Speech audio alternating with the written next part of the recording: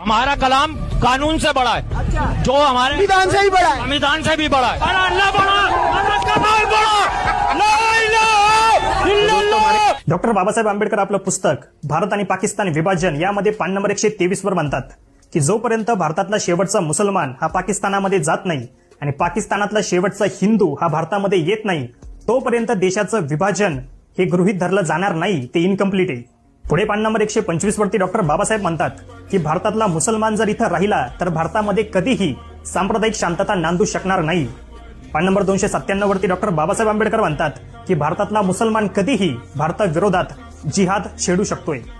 पान नंबर 303 वरती डॉक्टर बाबासाहेब म्हणतात की मुसलमान कधीच हिंदूंची सत्ता आणि हिंदूंचं सरकार स्वीकारणार नाही. आणि पान नंबर 294 वरती डॉक्टर बाबासाहेब आंबेडकर म्हणतात की मुसलमान शरिया कानूनला, शरिया कायद्याला संविधानापेक्षा मोठं समजतो. आणि हे सगळं ऐकल्यानंतर अजून